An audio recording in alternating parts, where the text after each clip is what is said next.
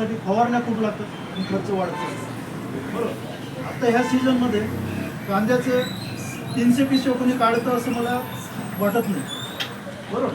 ठीक आहे, जानेवारी डिसेंबरचे जे लागवडी करतात तुमच्याकडे डिसेंबर जानेवारी त्याच्या 200-250 पिशव्या निघतात.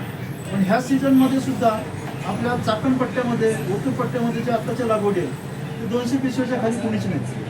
तर त्याचं कारण आहे आमचे जे ट्रीटमेंट आता वापरायला लागले लोक, तर त्याचे परिणाम असे व्हायला लागले की जमीन पण सुधारायला लागली आणि उत्पन्न पण वाढायला लागले.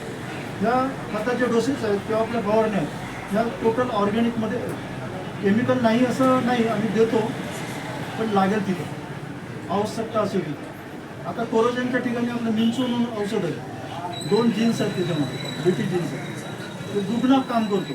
एक तुमच्या शेंडाईवाडी असेल किंवा फळवाडी असेल फोडवाडी असेल ते पण मारायचं काम करतो. ठीक आहे. तर अशा पद्धतीचं आपल्या औषधी आहे.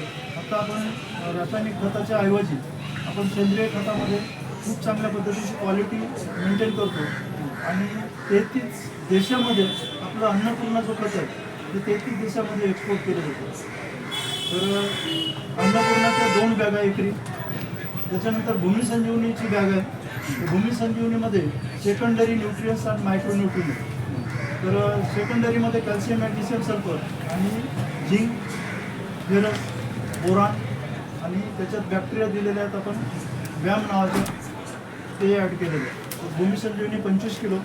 अन्नपूर्णामध्ये निंबोडी पेंट, कॅस्टर पेंट, कोकोपीट, पोंगोमिया बीज, व्हर्मी कंपोस्ट आणि लाखो प्रकारचे bacteria. For example azotobacter, rhizobium culture, PHB, azospirillum हे सगळे आपण बॅक्टेरिया त्याच्यात ॲड केलेले. तुम्ही आता काही लोक कोंबड खत वापरतो, तर कोंबड खतासोबत जर मिक्सिंग करून वापरलं तर तुमच्या जमिनीमध्ये बॅक्टेरियाची संख्या खूप वाढेल. तर असं त्या अन्नपूर्णामध्ये घटक आहेत. अन्नपूर्णा, भूमी संजीवनी झालं.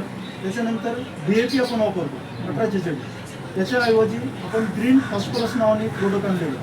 ग्रीन फॉस्फरसमध्ये 2 कंटेनर, एक आणि युरिया आणि सुपर फॉस्फेट जे जमिनीमध्ये पडलेलं आहे ते 100% उपलब्ध करून देणारे बॅक्टेरिया ॲड केलेले आहेत. आणि त्याच्यामध्ये आपण नत्र आणि स्फुरद जे आहे कंटेनर ते आपण दिलेले आहेत.